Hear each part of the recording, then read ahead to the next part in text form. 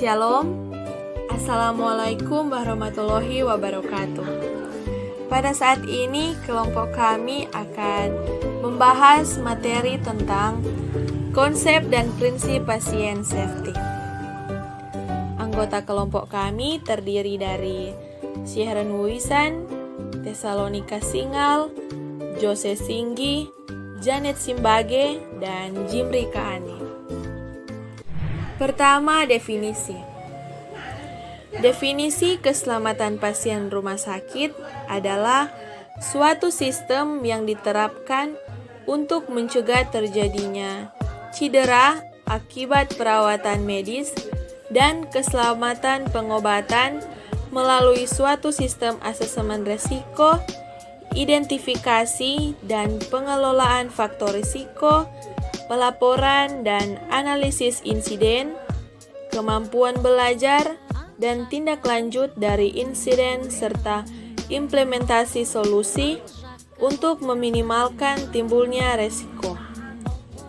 Keselamatan pasien merupakan suatu sistem untuk mencegah terjadinya cedera yang disebabkan oleh kesalahan akibat melaksanakan suatu tindakan atau tidak mengambil tindakan yang seharusnya diambil. 2. Ruang lingkup. Yang pertama, rencana tangga darurat atau peraturan jika ada kebakaran. Dalam bab 1 butir 69 Peraturan Menteri Pekerjaan Umum nomor 26/PRT/M/2008 menyebutkan jika tangga kebakaran adalah tangga yang direncanakan khusus untuk penyelamatan bila terjadi kebakaran. Selain itu, Peraturan Pemerintahan RI Nomor 36 Tahun 2005 Pasal 59 pun juga menyebutkan jika setiap gedung harus menyediakan sarana evakuasi yang meliputi 1. Sistem peringatan bahaya bagi pengguna dapat berupa alarm kebakaran atau sistem peringatan menggunakan audio atau tata suara. 2. Pintu keluar darurat. 3. Jalur evakuasi. Dan yang terakhir, penyediaan tangga darurat atau kebakaran. 2. Life safety atau keamanan hidup.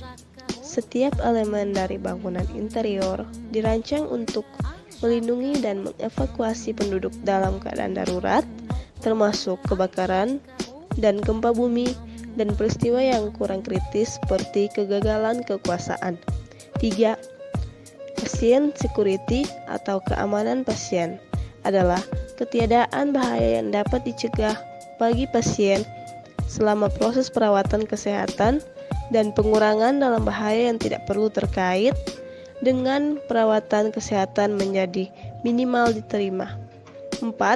Kesehatan pekerja adalah hal yang penting dan perlu dipertimbangkan oleh rumah sakit karena dengan program kesehatan yang baik akan secara materialnya menguntungkan karyawannya karena karyawan akan kurang absen bekerja dengan lingkungan lebih menyenangkan sehingga secara keseluruhan karyawan akan dapat bekerja lebih lama. 5. Bahan berbahaya. Bahan kimia berbahaya baik dalam bentuk tunggal atau campuran yang mungkin berbahaya bagi kesehatan dan lingkungan secara langsung atau tidak langsung, yang memiliki sifat beracun, karsinogenik, mutagenik, korosenik, dan irasif. 6. Pengendalian limbah.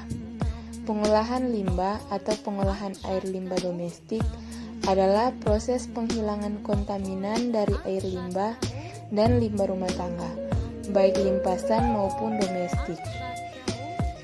7. Sanitas lingkungan. Sanitas lingkungan adalah status kesehatan suatu lingkungan yang mencakup perumahan, pembuangan kotoran, penyediaan air bersih, dan sebagainya. Mengacu pada pengertian sanitas di atas, di bawah ini merupakan beberapa hal yang termasuk dalam ruang lingkup sanitas ialah sebagai berikut. Yang pertama, penyediaan air bersih atau air minum. Yang kedua, pengolahan sampah. Yang ketiga, pengolahan makanan dan minuman. Yang keempat, pengawasan dan atau pengendalian serangga serta binatang pengerat. Yang kelima, kesehatan dan juga keselamatan kerja. Yang keenam, pendidikan dan pelatihan. Dan yang terakhir, catatan dan pelaporan. 3. Komponen pasien safety. 1. Identifikasi pasien dengan benar.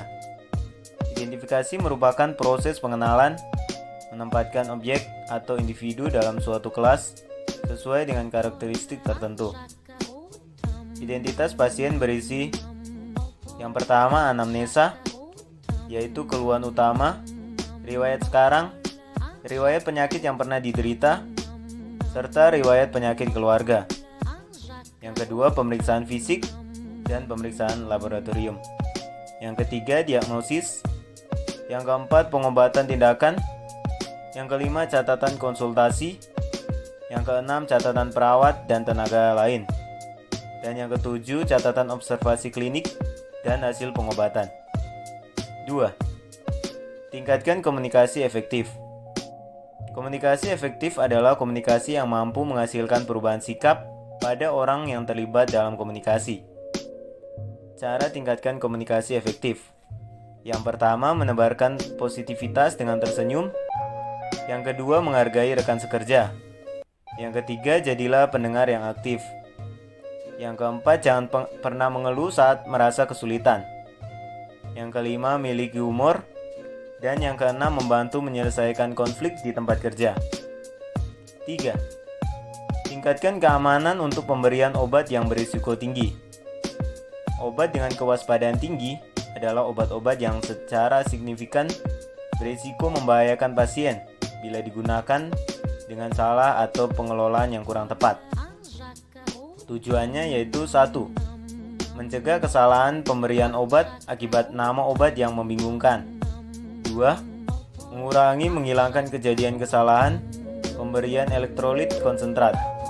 3. Mengurangi resiko akibat obat-obat atau cairan lain dalam kontainer yang tidak berlabel.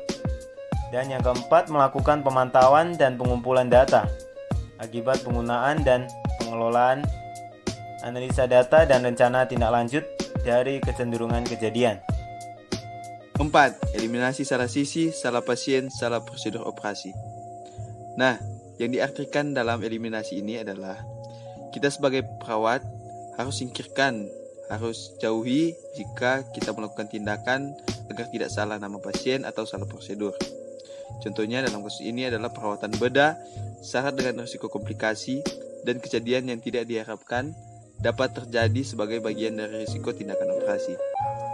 Dalam praktiknya, sulit untuk membedakan apakah cedera medis yang dialaminya pasien termasuk komplikasi atau KTD. Komplikasi atau KTD yang berkaitan dengan pelayanan bedah ini dapat dilihat dari dua aspek, yaitu yang pertama bersifat dapat dihindari, avoidable atau preventable. Komplikasi yang bersifat dapat dihindari dikategorikan sebagai medical error karena terjadi akibat kesalahan dan pemberi pelayanan. Sedangkan komplikasi yang tidak dapat dihindari terkait dengan penyakit pasien. 5. Reduksi resiko infeksi nosokomial. Infeksi nosokomial yang kita tahu bersama adalah infeksi yang terjadi saat berada di lingkungan rumah sakit. Nah, bila kita telah lebih jauh, untuk pencegahan infeksi nosokomial ini sebenarnya banyak cara-cara sederhana yang dapat dilakukan, seperti tindakan mencuci tangan yang dilakukan dengan benar, seperti yang diungkapkan oleh WHO, yaitu clean care is safe care getting your hands on a culture of safety, yang artinya perawatan aman adalah perawatan yang bersih dimulai dari tanganmu untuk membudayakan keselamatan. Dan terakhir adalah reduksi risiko pasien cedera dari jatuh.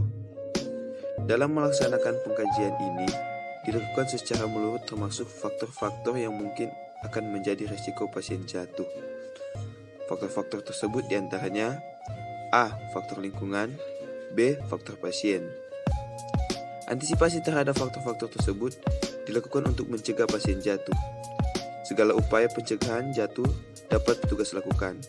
Akan tetapi, bila tetap terjadi pasien jatuh, keluarga atau penunggu pasien akan dilibatkan dan berperan aktif dalam pencegahan jatuh itu. Demikian hasil presentasi kami, dan ini adalah referensi atau daftar pustaka kami. Atas perhatiannya disampaikan.